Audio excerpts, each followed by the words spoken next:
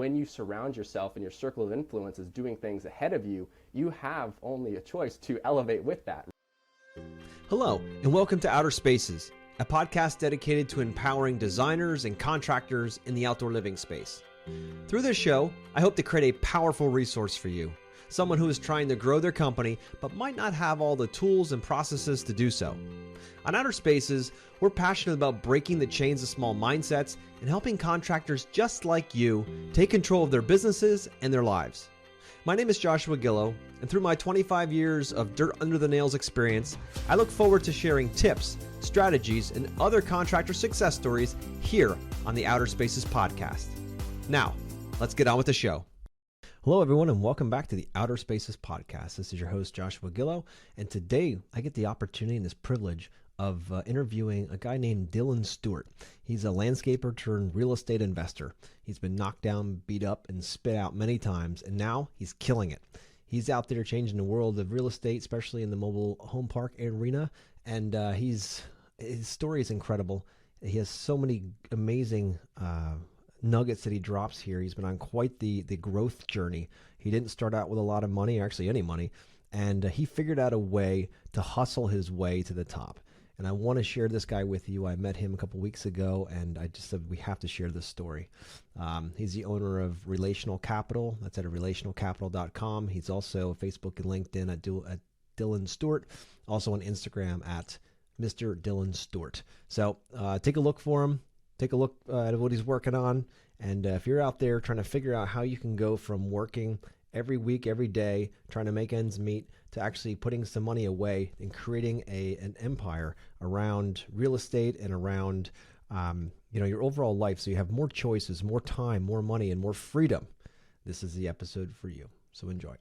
Hey, Dylan, welcome to the show. I can't wait to unpack with you today the idea of building true financial independence. And that's one reason why I want to have you here on the show for the listeners to listen through. You've got an incredible story, and I'm just super excited to unpack it with you and have everybody learn the true potential when you focus on long-term income and long-term assets and things like that. So, Dylan, welcome to the show. Joshua, thanks for having me. Excited to be here with your listeners and share some of the story and give some value. So, yeah, big reason why, like I just mentioned, I brought you on here. I know so many listeners out there, they're working their hands to the bone. You know, a lot of them going paycheck to paycheck or project to project in their businesses and just trying to figure this whole business thing out. And, you know, I often suggest the opportunity for people to take net, whatever net they have, and take 10 to 20% and put it away so they can start buying things that produce money when they're sleeping, right? Whether it's stocks or bonds or real estate or whatever it might be, precious metals or whatever it might be. And I'm a huge advocate of that because that concept absolutely changed my life. And when I heard your story, I'm thinking like, man, we got to have this conversation. So the listeners will know, Dylan's in the real estate space. He does a lot of really cool stuff over there, different things. And I'm just going to let him tell his story from how he got started in this, and because it sounds a lot like a lot of our stories too. So Dylan, go for it. Yeah, well, Joshua, so I'm over here on the West Coast. I'm up between Seattle and Tacoma, and lived here my whole life. And growing up was kind of experienced an entrepreneurial household. And so my mom did some dental work and then also did some network marketing. My dad did real estate with some construction. And so kind of got to see that firsthand, what it was like to have freedom. And, they had their own businesses. And then, 2008 happened, wiped my family out. My dad lost everything and, lost all of his properties and just really saw the impact that could have on a family. And, since then, he's still been doing construction and just hasn't really recovered, on the real estate aspect since. And so for me, throughout high school and junior high and middle school, my parents were always very encouraging, right? So if I wanted to do something, you got to go and earn it. You have to work for it. And there's no handouts at all. Not that there was anything to hand out anyways, but and so I tried network marketing. I did door-to-door sales. I did some online coaching. And then, throughout high school, my main business was actually running a little landscaping business. And so did that to make money, but I always had the desire to go bigger, right? And so I knew that I had to find a vehicle that had the capacity to get me to where I wanted to go, right? And as we hear, you can sell, a $500 product, a $5,000, a $50,000, or $500,000, or $5 million product, right? And depending on what vehicle you're in, that would be the best one to get you that next level. And so right before I graduated high school in 2017, went to a Tony Robbins event, and he was upselling a real estate course that one of his companies had. I decided to move forward with that real estate course, and right after I graduated, I said, all right, I'm going to spend a few months making money for landscaping and then start in the fall. And so I did exactly that, and after 2 months of applying that real estate course, I was outdated, didn't have any success with it, and so I said, well, let's go to YouTube University. And so did a little bit of that, and then a few months later did my first wholesale deal, and did that for a few more years just in Washington. And then in 2018, met my prior business partner. We decided to do out-of-state investing in St. Louis. We were doing that exact same wholesale business model in St. Louis, and flipping properties to investors. And then I did that for a few years, and then at the end of 2019, it was God's good timing, and we were selling a deal, and this gentleman was like, well, I'm not buying, but I have a small mobile home park I'd sell you. And so knew that I wanted to get into bigger deals at some point, so was able to buy that with some family and investors, and did that for a year then after, and just kind of grind our teeth. We weren't making any money. We stopped the single family investing, just focused on this one park.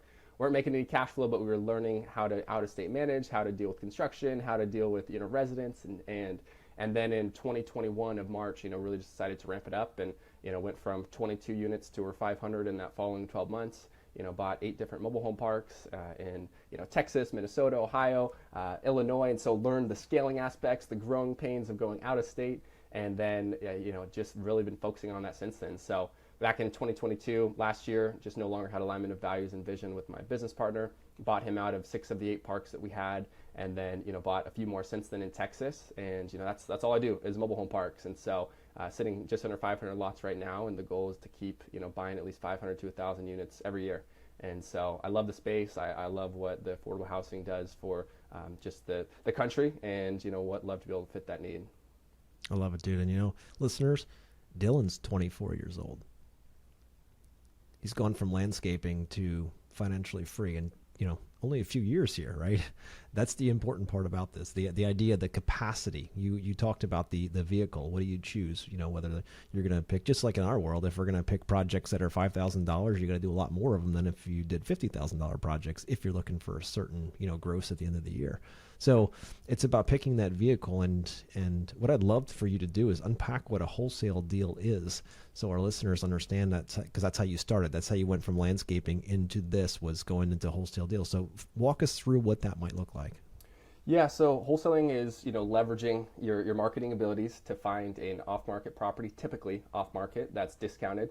You would get that property under a purchase and sale agreement, let's say for $200,000, and the property may be worth $350,000. And so you would then take that contract and assign it to an investor, let's say for $220,000, a $20,000 assignment fee. That investor would then buy the property from you.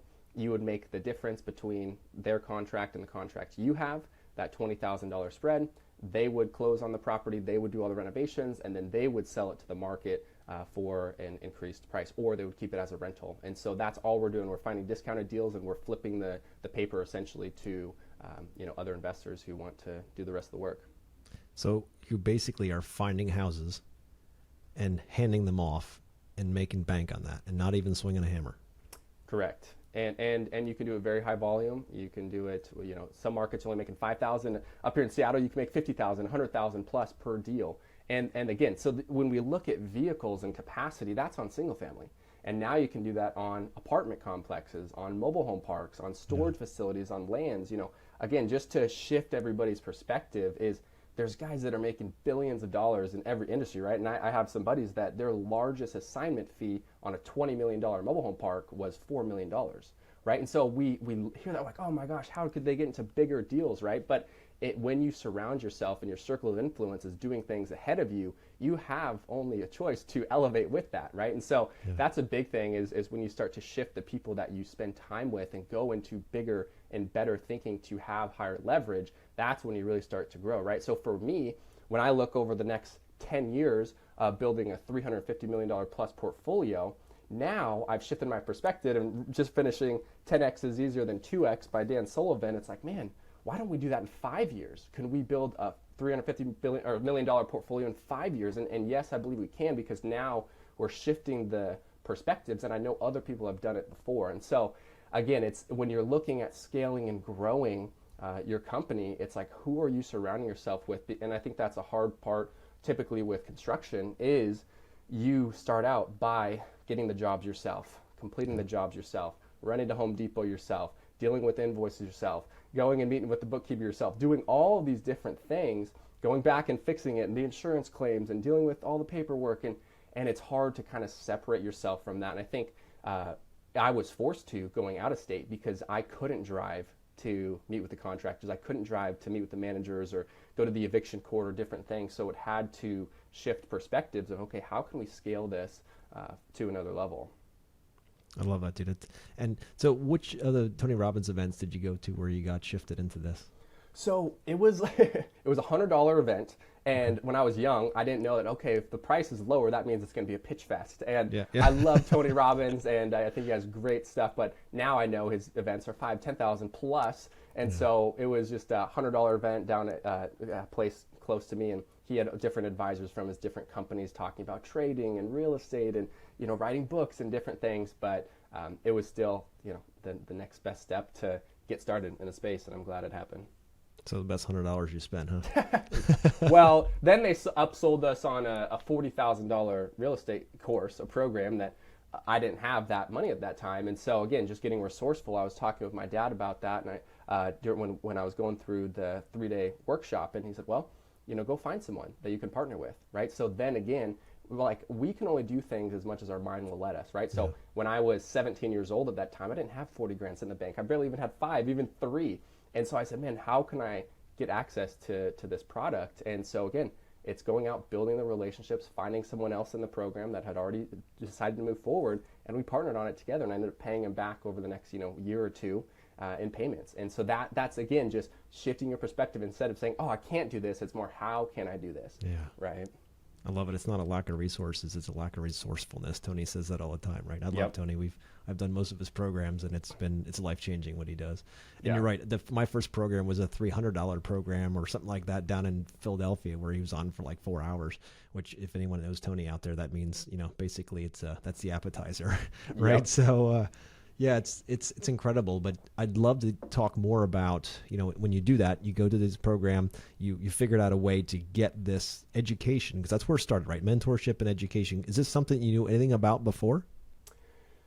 Yeah, so I've always, you know, been about education, right? Just in school, listening to podcasts, watching YouTube and different things. And so I knew that was the most available thing, right, is getting free resources. And so still to this day, I love reading books, listening to podcasts, and just learning, right? Because we either, I always say the only reason that we don't do things is because we don't believe that we can, or we don't know how to, right? And so again, we have to shift those two things to make something happen.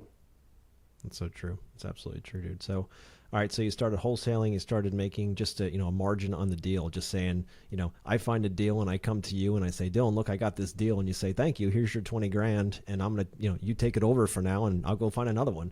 Right. Yep. And just run around just being a finder, which is the cool part is it doesn't, you know, if you start learning what to look for, it's like anything else, right? If I asked anybody on the podcast right now when they drove somewhere today, how many red cars did they see, right? They're probably going to say, I don't know, I didn't notice any red cars. I wasn't looking. But if I tell you that right now, if you're driving, look around how many red cars you see in the next 5 minutes, you'll count them, especially if I give you $100 a piece, right? And then they're like, oh, wait a minute here. So all right, so what does that mean? That means that those red cars would have been there no matter what. You just learn to look for them. And it's the same with these kinds of deals. I know when I grew my real estate portfolio, I didn't know what the hell I was doing in the beginning. And eventually I started to be able to see on the MLS what was a good deal and what wasn't.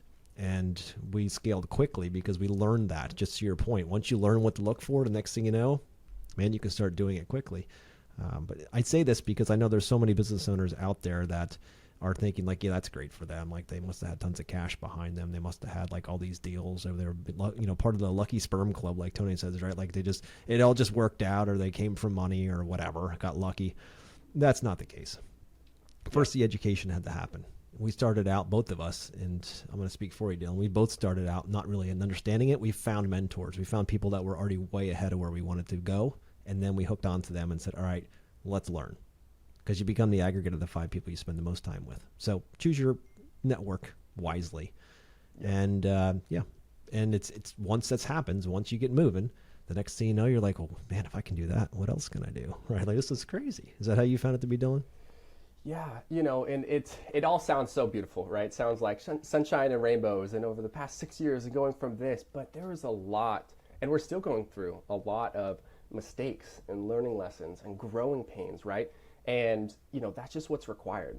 Yeah. And I think you have to pick the discomfort that you want to experience in life, right? Do you want to experience discomfort of being tied to a job, which your job could be your business, right? Because most people have a high-paying job that's just their business because they haven't streamlined it and scaled it, and that's okay. But as long as if you're fully satisfied with that and that's what you want, great. But if you're not, then now we can know what you desire and start shifting towards that. But it's a lot of hard work, and so getting around people that can shift your perspective, learning, educating, and not just doing that, but then taking massive action and applying it. And so we're talking all these themes and the people you surround yourself with, and it's a struggle, and take massive action, educate us, because it's not new, right? There's a reason that success leaves clues, and people have the same rhymes to their stories, is because it's pretty similar in general sense. It is, and that story's been told so many times, and it's a proven path to move forward, right? The massive action, and that's the cure all for most things. And you start getting yourself around, proximity is power, get yourself around other people that are doing the things that you want to do. It eventually does start to come over, and you're just like, wait a minute here. Like, I didn't grow up with this. Personally, my parents, they didn't know anything about real estate. We had one house we lived in. That was it, right? And a mortgage on that, and the business at home, and that was that. So this was, to even be a landlord in the beginning, was not something I ever came from. And, I didn't have anybody that I knew in the real estate world. To me, that was all smoke and mirrors. I didn't understand any of it, especially real estate investing. That made no sense to me. But when I read Kiyosaki's book, right, Rich Dad, Poor Dad, and it talked about, you should be thinking about what is your money making new money when you're sleeping? I know Buffett talks about that too, right? Is your money making money when you're sleeping? If the answer is no, then you're doing it wrong. Yeah. It's that simple. And one thing I want to share for your listeners too is the highest leverage thing that we have is our income, right? And so whatever that vehicle is, whether if it's a job, whether if it's a side hustle, whether if it's your own business, focus on increasing that, right? And I hear Alex Hormozy and all these other guys talk about that. Like, until you're making $1 million a year, spend every extra income that you have on investing in yourself and the skills that will get you to that $1 million a year, right? Because if you have $20,000 and you can go and invest that and make 10% a year, $2,000 a year is not going to change your life. No. But if you have $200,000, $500,000, $1 million, and these might be big numbers for you guys because until we shift that perspective, but if you can focus on increasing that income first, then when let's say you spend 2 years going from $100,000 to $500,000 a year, right? Now you have $400,000 extra dollars in, let's say in general, that you can choose to allocate. And so that's my encouragement, is focus on investing in those skills and so that you can grow your business. Then once you have that disposable income, when you're 10, 20, 30, 50%, whatever that you can afford to invest, is now a higher amount, you can actually make a big difference. And that's my encouragement. No, 100%. I can agree more. And, that's why I'd mentioned earlier in this podcast that the idea of taking whatever net your business has, assuming you're profitable. If you're not, then you need to retool things and figure out your numbers so you can be profitable. But assuming you are, to put a chunk of that away into a little nest for this exact situation. So when opportunities come up, you've got a little bit of powder to use, right? You've got something to get things going with, and you don't need a lot of it to get going. I didn't have tons of money when we first started this out. I used hard money lenders I figured that whole world out, which was scary as hell, right? Yep. To say I got somebody that's loaning me money at 12%, and I'm like, like the average was about 4% back then. It was 12% for short-term money, and that basically let us flatline the property once we bought it. But we got acquisition. We controlled the asset. And now we have the property. Now we just need to get out of that hard money. And they've got 12 months to do it. And we've got millions against us because we have a lot of properties that we now have taken under this. Now it's like, okay, we've got 12 months to figure this whole long-term banking thing out, right? So yeah. It's a wild ride. But again, having the right people on your team, having that mentor that's been through this, that can be like, that's no big deal. It'll be fine. It'll figure out, here's what we have to look for. No, we don't like that deal. We want, and then eventually like, okay, that's a standard that we've created now. And I know what to look for. I didn't know before, but now I do. I can find those red cars. I can do all of that because now I'm looking for them. So, if this sounds crazy to the listeners out there, it's like, yeah, if you can save $5, $10, $15, $20,000 a year from the business and put that in a fund, your long-term fund, and then start looking for assets to invest it in, assets that'll create income when you're sleeping. Yeah. Right? That income when you're sleeping is so important. Yeah, I couldn't agree more, right? And people, they don't bat an eye when they look at spending $25, $50, $75, $100,000 plus on college, right? But when there's a workshop or a mentorship to spend $5,000 for a month of coaching or 6 months of coaching or 10 grand, they're like, oh, I could never do that, right? But the reality is, like, you have to make that investment, right? And it will be the best investment because you're going to have to pay some way, right? You either pay in time, or you pay in your own mistakes, right, which are usually significantly more expensive, or the third is you pay in by buying someone else's experience and helping that shortcut, right? Because there's mistakes that I'm making in my business that ideally, if I would have paid for mentorships in different areas, I could have not had to pay those mistakes, but they can cost me $50,000, $100,000 plus because I chose maybe to not pay for that investment in a certain area. So now I'm having to pay for it with my own money. 100%, dude. And I remember sitting inside of, I think it was UPW, and they talked about business mastery. And I was like, at that time, I think it was, I don't know, like $7,500 a person or something. Like it was pricey, and I didn't have that kind of money. So I ended up going over and talking to a friend that went along to the event as well. And she's like, well, what if, if we do it both together, we can cut the cost down because there's like a 2-for deal. So I'm like, I just looked at her. I'm like, it's the right move. And went over and gave my card, kind of shaking, gave my card. Yeah. They swiped it, and I figured it out. And the next thing you know, I'm like, holy moly, the stuff I learned in Business Mastery was incredible. And then obviously through a bunch of other programs. And now I focus more on how much am I investing in myself versus on myself. That's a big shift right there, right? Because we think that we want to show everyone our success by buying expensive things to outrightly look like we're doing really well when inside we're struggling or potentially... so is it spending more on yourself, fancier clothes, name brands, nicer car, all that kind of stuff? Or do you want to dial that back, at least for a while, and invest more money on in yourself to get more in your brain, to get those proximity to those tribes and those groups that are doing the things that you truly want to do? You may have to step back. Your ego might have to take a kick in the nuts for a little while, and that's okay, right? Set it back because you might put 5 years of that behind you. And the next thing you know, you're leapfrogging where you ever thought you could go because you're repositioning that money you're already spending. Exactly.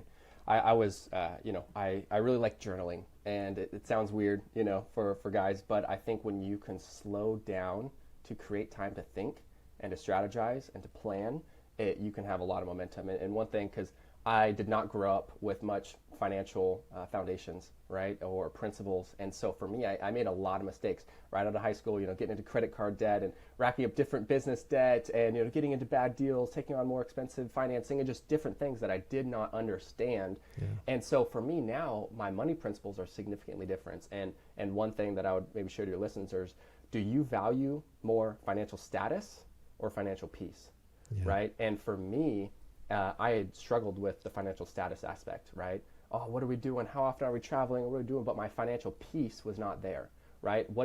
How is my financial peace in my marriage, right? Are we secure? How's our debts? How's our, savings? How's our investing? How are all these different things? And I promise you, the return you'll get on financial peace not only will yield more in your personal peace of mind, your marriage, your spiritual, everything, and it will create the space for you to go to that next level. But it takes a long time, and that's okay. And I think that's one thing too that I've shifted my perspective recently is expect to invest 5 to 10 years accomplishing something great. So many people want to make $1 million in their first year, and they get that uninformed optimism, and then they get the valley of death, and then it's informed pessimism, and then they go to the next thing. Right? Oh, well, I'll do landscaping. Oh, well, we'll do bricking, and then we'll do framing, and we'll do, and it's just like we're trying to do everything, and let's try Forex, and let's do network marketing, and let's do Amazon, and we're jumping all over the place, saying, you know what, this is a vehicle that can be successful, and I'm going to commit to this for the next 5 years or 10 years, and I'm going to go through it, right? Because people, especially with social media, and everybody looks like they're winning, and you don't know what the truth is, but play your own game. And when you play your own game and you focus on your family and your peace and your values and your priorities, because you're the only one who looks yourself in the mirror every morning, and you're the only one who sleeps in your own bed and has to deal with that burden, and you know what your bank account says, and you know what your arguments are, discussions with your significant other, or whatever that might look like. And so focusing on the long-term game and playing your own game I think will be really good, because in this world, it's a lot of comparison, and we see what people are doing on social media, and it's difficult. Sometimes it can be encouraging, but more often than not, it's just competitive, and we compare, and we try to play someone else's game, and we always lose. We do, and especially when you compare. That's such an excellent point, because when you compare, you're comparing your week 1 to their week 300, right? Like, oh, they're buying houses they've been for 20 years. This is your first, swing at this, and you're like, oh man, I'm never going to get there. Well, yeah, you didn't have 20 years to get to where they are. Let's be realistic here. If you're comparing, that's going to rob you of the joy of winning, because you win on your terms as you're moving forward. Each day, if you're moving forward, my philosophy is always 2 millimeters forward, right? Just keep moving, like Tony, right? Keep moving forward 2 millimeters. I like to say it's in, faith, family, fitness, and finance, in that order. Focusing on that every day, moving 2 millimeters ahead, is going to give you the momentum that you need to get to where you want to go, and the discipline that it takes to get there.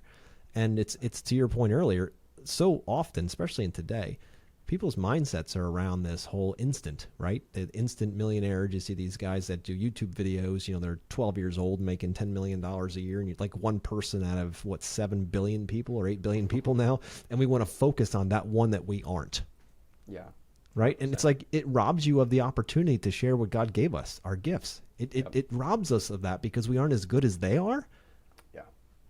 And one of my things too that gave me a lot of peace and helped me slow down, right, is getting super clear on what I want and what I desire, right? And having a value-based life, right? So for me, I have this flashcard, if you guys are seeing on video, to where I have my 4 core values in life that I always keep in front of me, and I've lived by for a significant long time, to where it's eternal impact, quality relationships, unforgettable memories, time, and financial freedom. Those are my 4 core values that I kind of filter things through in my life. And so when I look at making decisions or moving in business, how is that moving me closer towards impact, relationships, great memories, and then freedom, right? And so it's not about, making all this money and doing all this. That will be a byproduct. Because and for me, when you create those constraints of saying, okay, well, how can I create a certain business, right, making, let's say, $50,000 a month, and working 6 hours a day, and taking Fridays off to pick my kids up from school,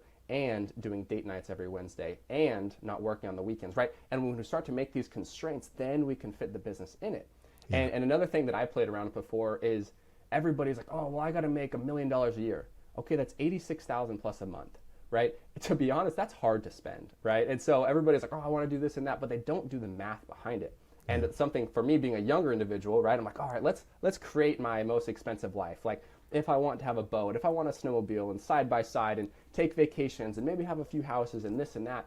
And in reality, this may sound crazy, but it's like, that's not very expensive, right? You might look at 20, 30, 50,000 a month.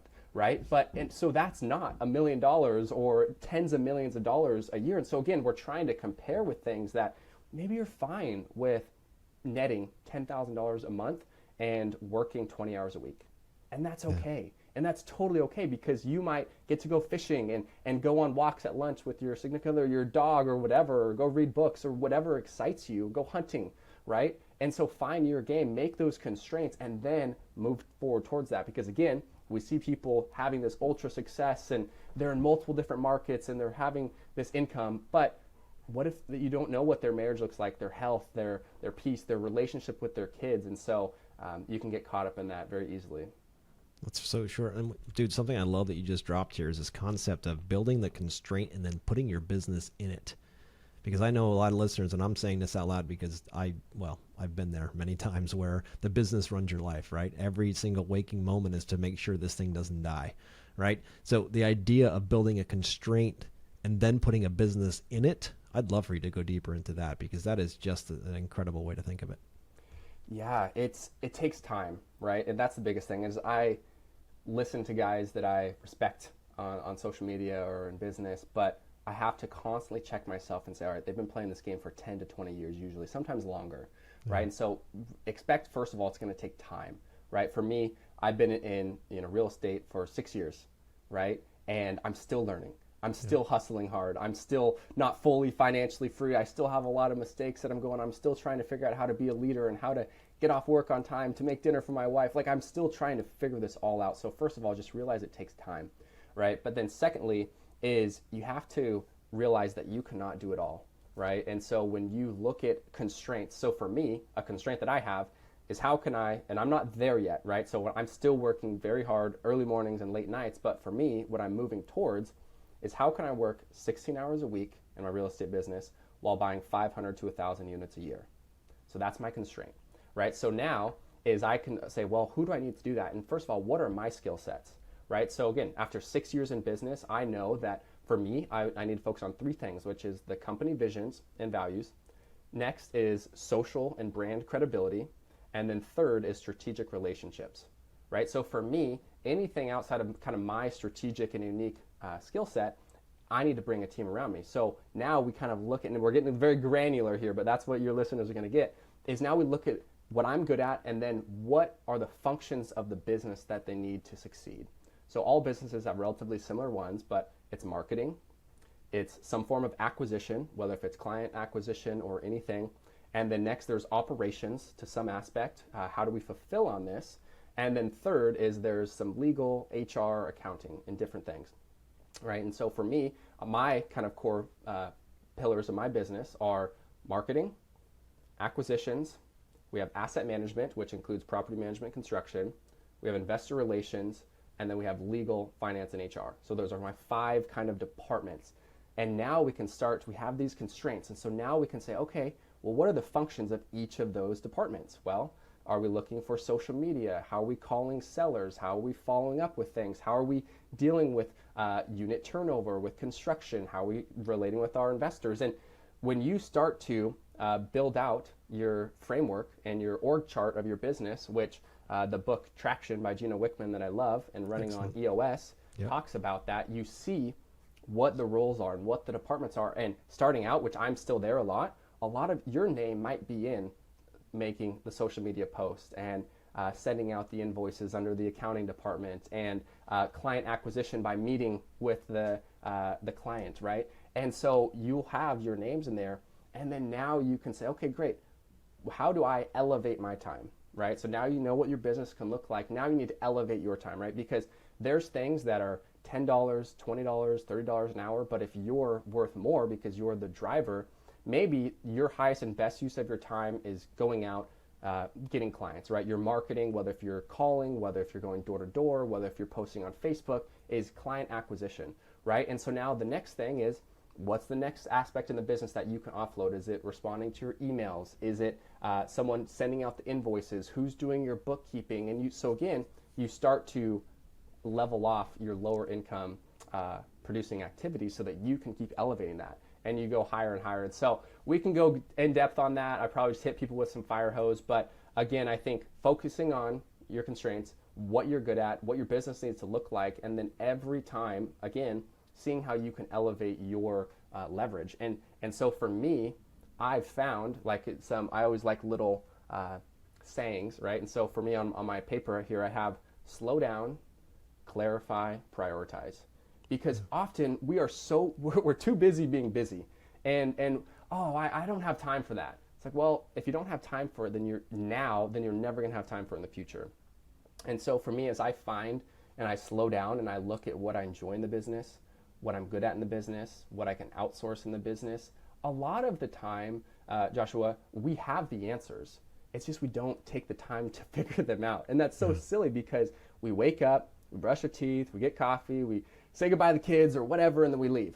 And when there's no time to think and to slow down and to strategize. And for me, over the past 6 months, I've really tried to force that of slowing down, and then I can take a 30,000-foot view of the business and start to look at how can we move these chess pieces.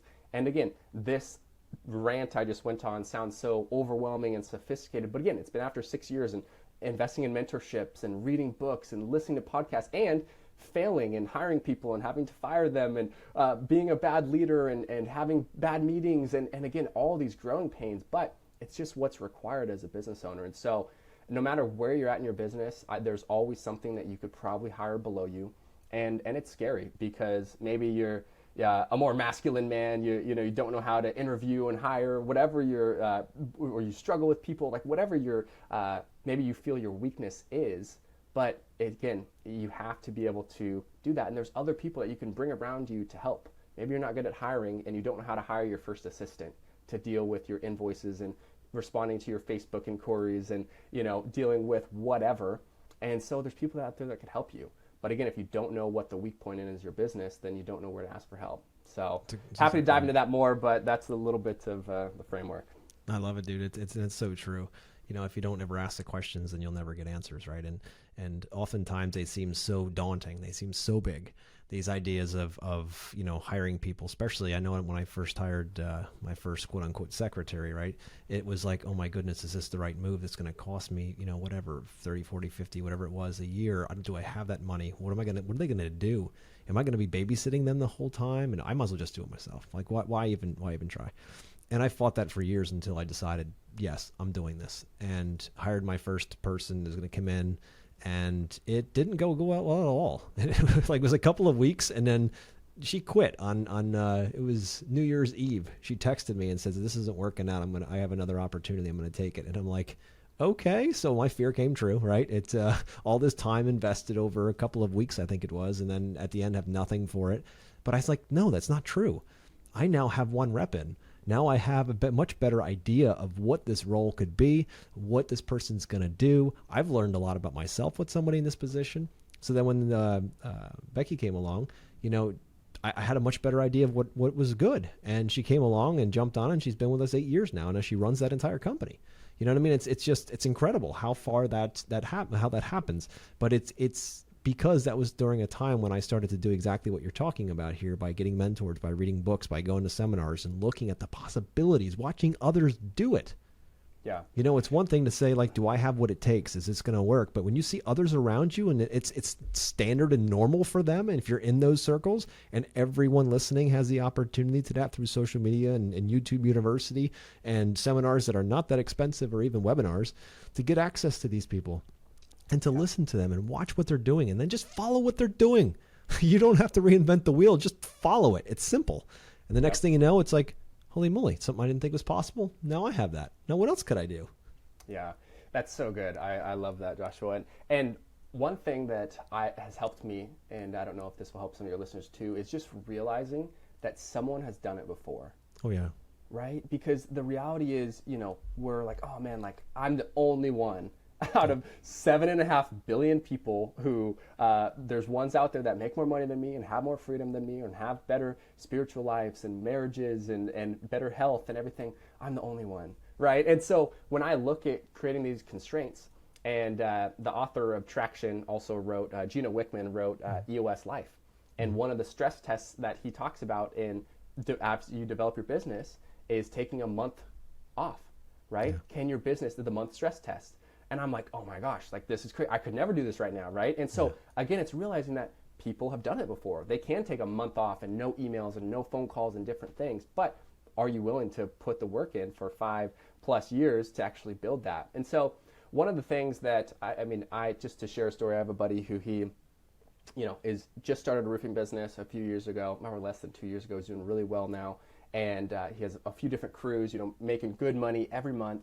And I'm like, have you read Traction yet? And he's like, oh yeah, I started it. He's like, it felt like it wasn't for me. I don't have a sales team. I don't have this and that.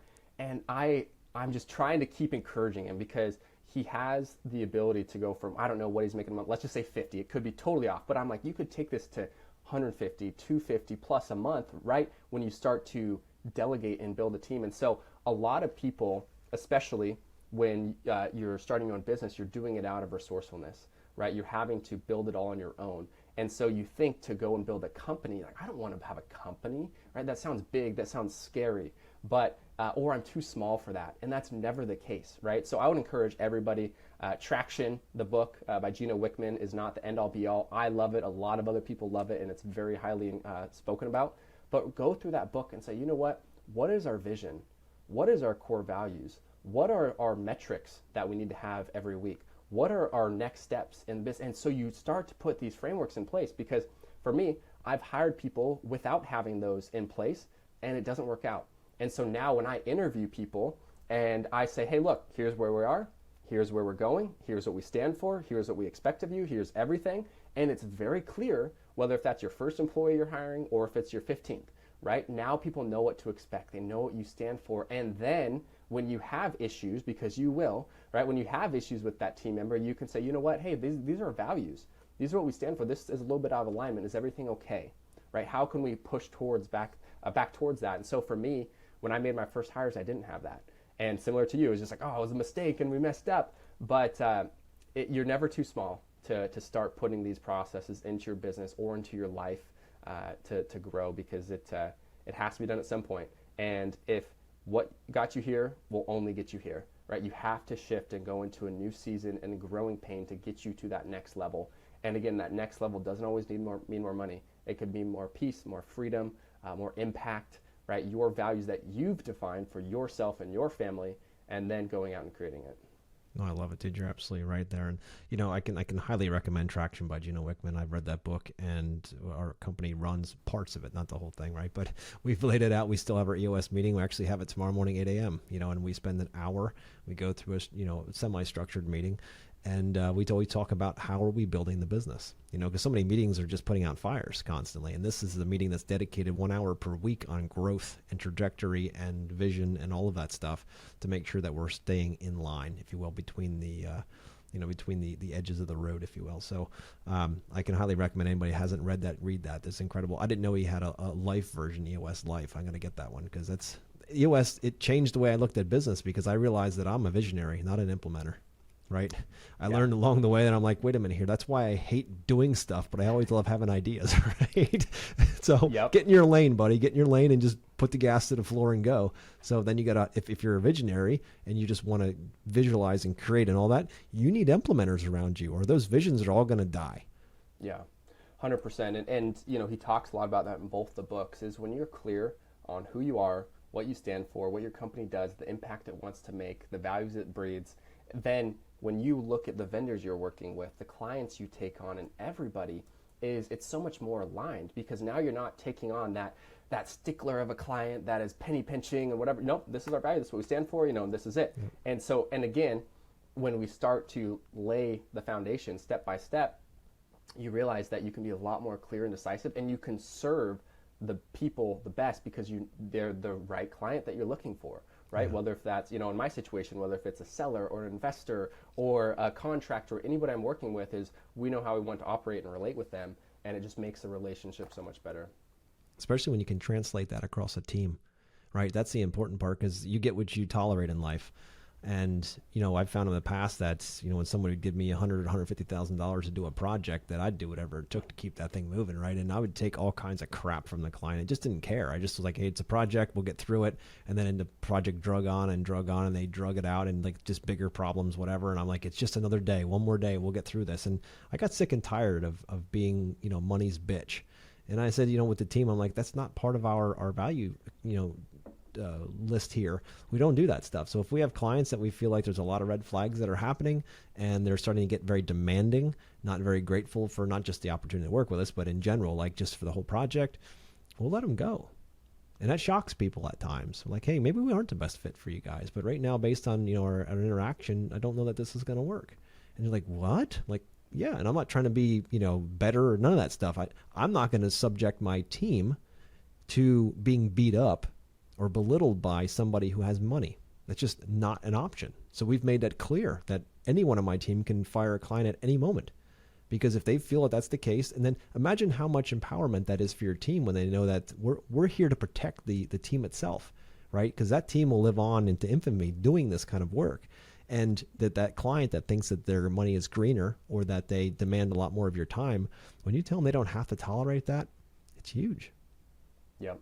I love that. I think that's such a great value to have. Yeah, absolutely. Well, man, I appreciate you coming on today. I hope the listeners got some sense of, you know, what's possible. Because really, are you simply working every day just to pay bills? Or are you looking to work every day to sock some money away so that in a hopefully not too distant future, you can have money working for you when you're sleeping? And Dylan brings on an excellent example of starting from nothing, working his way through, figuring out a way, becoming resourceful. He might not have had the resources, the extra money laying around, but he got resourceful with what he had. He figured out how to wholesale deal without any money in. And then he went from there and figured out how to get into a course, a $40,000 course. My point is, you don't have to have a ton of money to get started. You just have to want it. It's a hunger, right? Lencioni says it. It's humble, hungry, and smart. that's who you want to hire and that's who you want to become, right? Because when you're like that, there's no stopping you. And it's when you lose the hunger or you don't think you're smart enough or any of those things, the next thing you know, everything gets more difficult. So any last parting words, Dylan, you want to share with our listeners? Well, Joshua, first of all, it's been a pleasure being able to join you guys here. And to be honest, I mean, I don't want to sound fluffy, but to be honest, like, you can have whatever you want in this world, right? As long as you are willing to slow down, get strategic, and put in the work to make it a reality.